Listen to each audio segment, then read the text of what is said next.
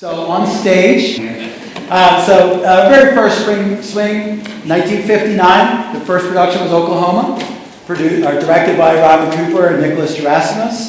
And this year coming up by Allison Clark and Jeff Cusano. And there are forms in the back as you made your way in. You might have picked up a copy. If you didn't on your way out, there's dates announced and then how to get tickets for the production.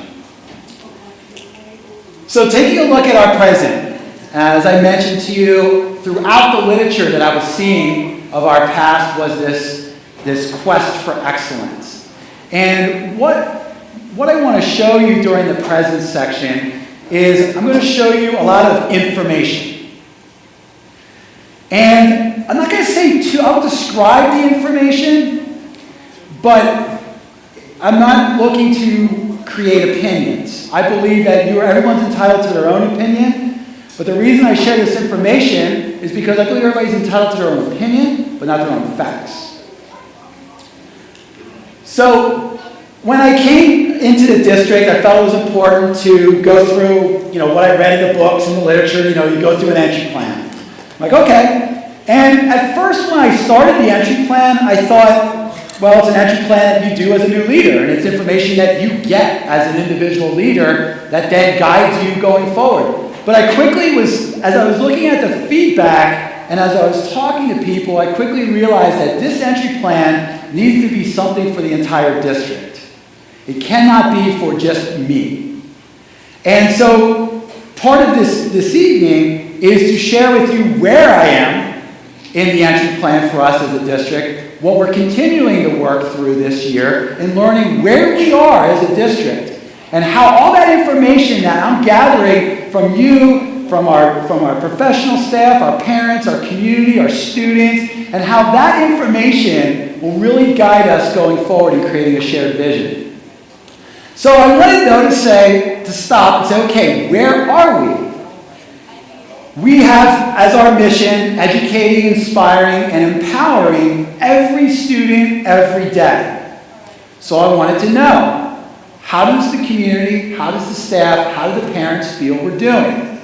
So in this case, what I'm going to show you is the feedback that we've received from parents at this point in terms of how parents in the audience, how you feel we are doing in accomplishing this mission. In other words, what is everybody in this district doing to work toward that mission?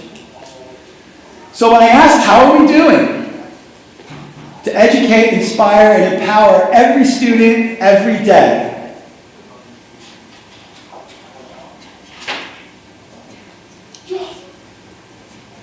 I then went forward and say, okay, we have some vision statements as a district. And sometimes people get caught up in vision. Vision is very tangible. It's things that can be accomplished. Sometimes people think vision are like insurmountable dreams or something like that. No, vision is what I can see happening. What does it look like? So one of our vision statements talks about this idea of excellence and that we have a reputation for excellence here, regionally, statewide, nationally, and even internationally.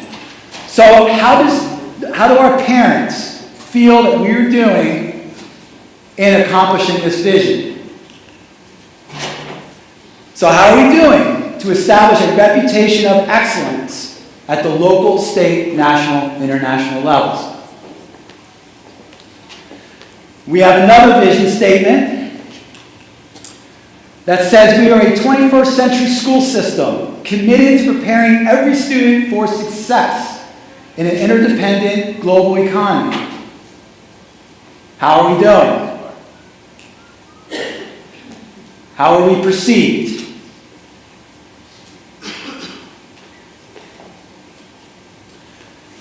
Our next vision statement was about achievement and looking at our student achievement data and how do our parents feel we are doing. Because we have a vision that our progress and our performance is going to rank us as the premier school district in Berks County. So how are we doing?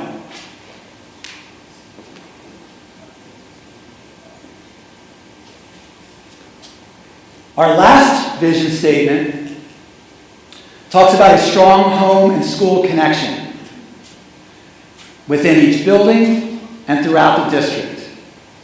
So how are we doing?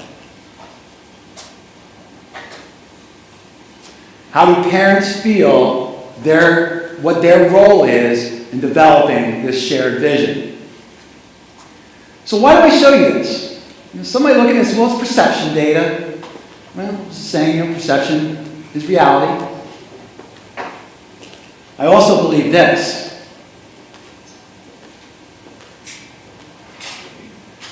So I think there's a lot of opportunity for us moving forward as a community. But now let's take a look at some other hard facts, if you will. So I said earlier that if I really probably asked what was probably the most important thing that our parents wanted to see happening in the lives of their student is to graduate from high school. So last year, our class of 2015, we had 303 graduates. And just locally and in our district, $168,000 awarded to them for their accomplishments to help them in their future endeavors. We also were well accomplished in a number of areas, whether it be in athletics, whether it be in National Honor Society inductees, academic excellence honorees, music participants, the work that our students did last year with Minithon, and to celebrate my drive. All good things to celebrate in terms of what our staff and students did toward pursuing that excellence. Where did they go? 73% of our students went on to a 2-year or 4-year college. Others went on to the workforce, trade school, military, and a few were still figuring it out. But where did they go? They left Pennsylvania. Large number of them stayed regionally, but we had students that branched out. We had students go to some of the very best universities in this country. And if there's any parents here, God bless you for the bills for paying on that one, right? But we also had students that recognized that college may not be for me, the 4-year college, but I do understand the importance of a post-secondary education. And so even if it's in a technical institute or a trade school, that post-secondary education will set me up well for my future. And in fact, you're probably seeing more and more literature come out talking about careers in 2 years versus 4-year schools, right? Especially when we see the bills or the tuition for 4-year schools. So we have a very good representation of students going out to extend their post-secondary education. But we have to be challenged with this. So while we had 303 students graduate last year, over the last 4 years, we've had 90 students drop out. We've had 90 students over the last, and some of them may have re-enrolled, but we've had 90 students that felt that the best choice for them, or the best option for them, was to leave school. But then I think about this. So I was like, let's go a little bit deeper. Just look at one number. So if I took a look at the 21 students last year that dropped out, 3 of them started with us in kindergarten. 18 of them came to us at some point between kindergarten and 12th grade.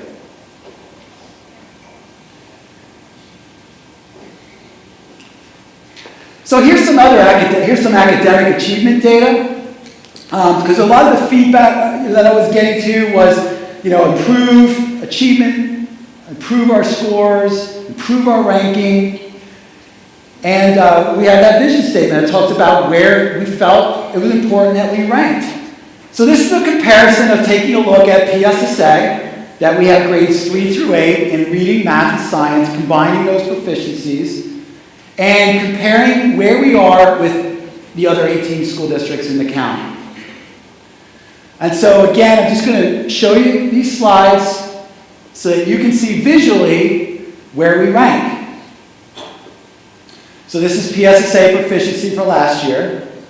Now what I also did, because I think while we look locally, we look at the county, we also have to look and say, well, but if I look at the school district in Berks County, they're all different sizes, they're all different demographics, economic situations. We have some school districts that are only 1,400 in size, and we have some that are 6,000 in size. So, but how do we do across the state? So this comparison here is districts that have 4,000 students like us, have a demographic just like us, and a socioeconomic situation just like us. And so those schools, Conestoga Valley, some of them may sound familiar, Northeastern York, Kennett Consolidated, Spring Grove, Ephrata, Baldwin Whitehall, Mifflin, and Dover. So how did we do against those schools that spend similar amounts of money, have similar demographic situations, similar communities? And so here's how we did relative to those schools. This is SAT. And how we did in SAT, now additional on the bottom is how we did based on our instructional dollars per student. So you see the blue bubble in the middle, if you will, that's Governor Mifflin. All the other bubbles are all the other school districts in the county. Relative to how much we spend per student. Here is SAT with comparison to those similar school districts. Instructional dollars and how we did relative to them.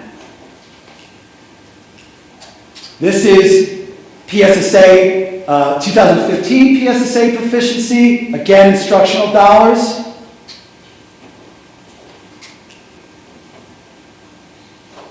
PSSA proficiency 2015 relative to those similar peer districts. And our Keystone. Our Keystone exams are our end-of-course graduation exams in Algebra 1, Biology, and Literature. And so combining those proficiency scores, how do we do relative to our other districts in the county, as well as our similar peers?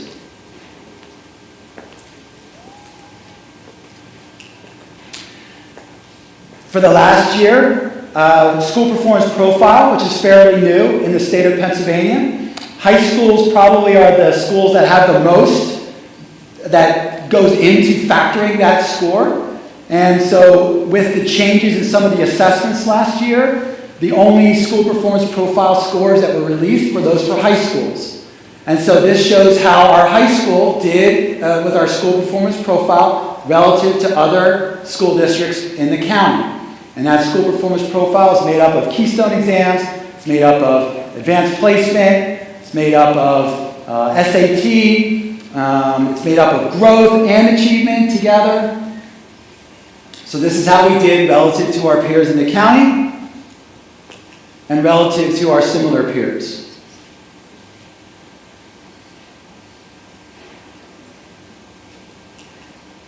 So I'll just stop there for a minute.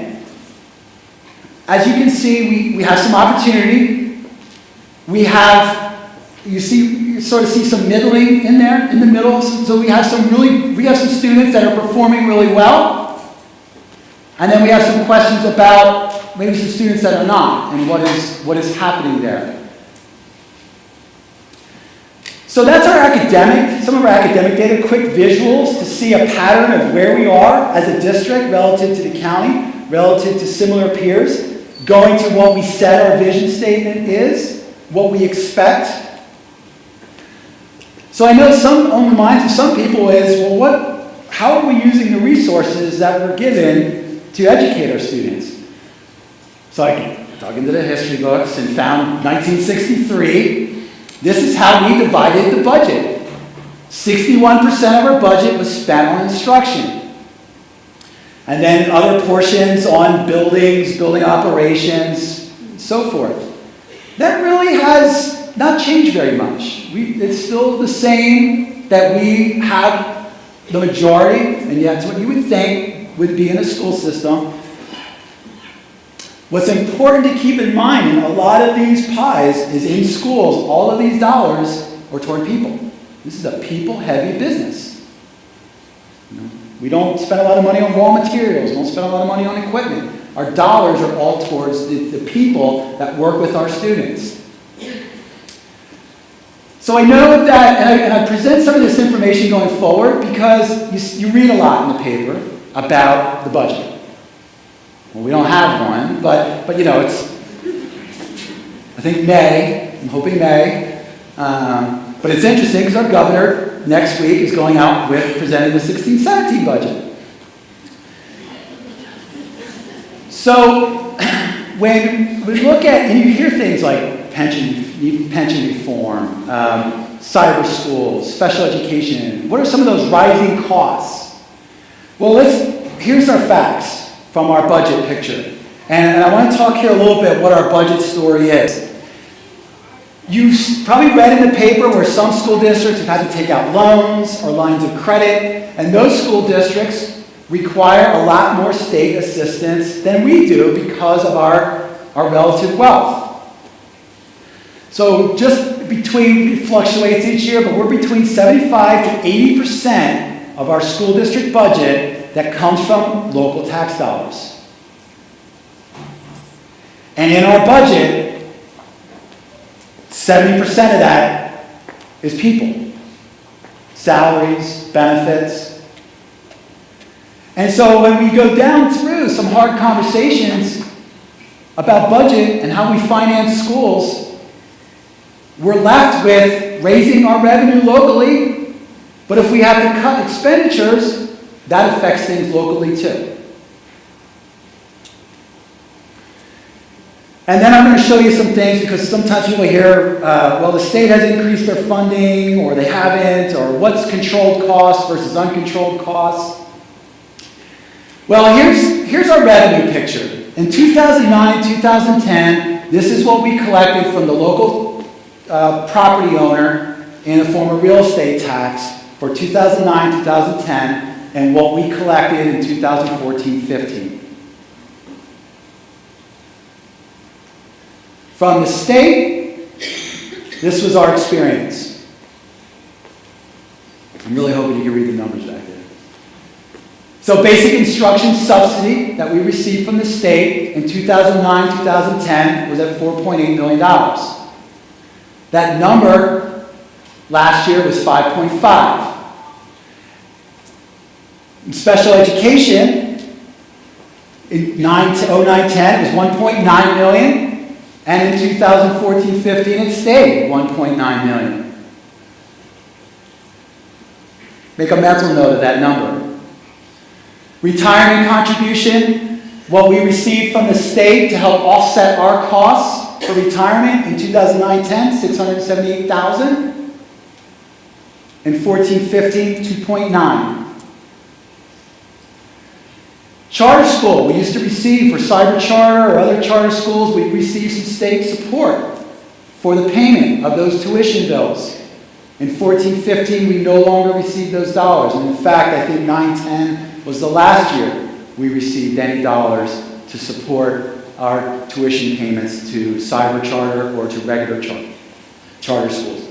And then the other is made up of various incidental, various categories, and that has pretty much remained flat. So we've gone from 11.9 million to 14.7. So yes, there has been an increase in state dollars. Where's the increase? Where did it go to? Federally speaking, in 09-10, we received $2.2 million from the federal government. In 14-15, $600,000. The 09-10, that 2.2, if you remember, that was the stimulus money, the ARRA. You told me the acronym, and now I forgot. But that was the reinvestment type stimulus money that school districts received. So that's the revenue side. When we look at our average homeowner, our average assessed home value in 2011 was 114, stayed relatively same in 15, and you can see with the increase in millage over the years, what that has meant for that homeowner in 5 years, $331 increase. Now you should know prior to 2011, assessed home values would go up 3 to 5% annually. But in the last 5 to 6 years, it's pretty much stayed flat, if not gone down a little bit. Here's our millage rate compared to the county.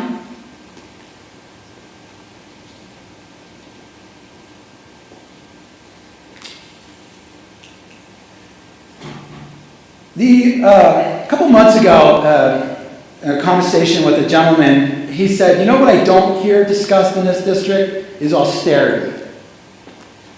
I don't hear that. I don't hear that there's measures being taken to tighten the budget. So I asked, and I said, well, talk to me about the last 5 years. Let's take a look at what our experience has been. What have been some of those austerity measures? Well, since 2009, we reduced 22 and a half teaching positions. We reduced 4 administrative positions, 4 full-time, 3 part-time support staff, and the list goes on as you can read. So we've had some very tough decisions, we've had some very tough conversations in this district. We weren't alone. I mean, this was not just a Mifflin thing.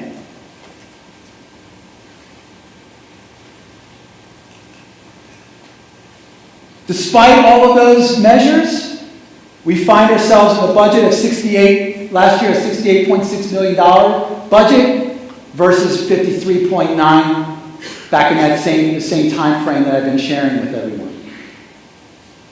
So where's the increase in the costs? Well, as I shared with you, in 9-10, retirement contribution was $1.2 million, and the state offset to that in helping us was $678,000. In 14-15, this was our experience.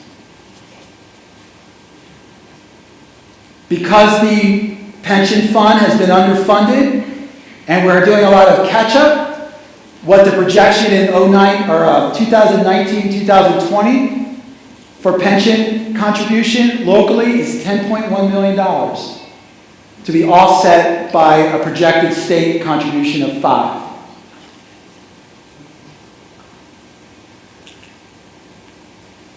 I shared a number relative to charter schools. In 1997-98, we had 0 students in cyber charter or charter at no cost. In 11-12, we had 53 students. That was the year, that was actually the last year that we received assistance. And last year, we had 101 students out in cyber charter school at a cost to the district of $877,000. Special education, remember the 1.9 from the state? In 1996, 1997, $2.2 million was our cost. 11, 12, $7 million, and today $9.2 million with a support from the state at $1.2 million.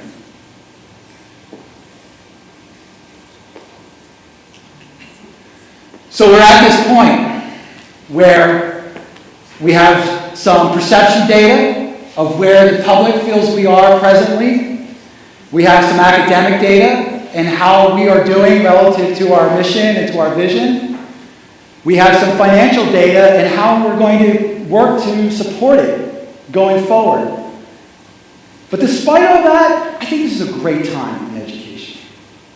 And what I mean by that is because we're at a point in time where we can create a new narrative of what it means to be well educated. We're 16 years into the 21st century, and people keep talking about the 21st century as it's something yet to come. We're 16 years in it. But we're at a point where we really have to look and say, what does it mean to be well educated? What is going to be our Governor Mifflin story, our narrative going forward for our kids?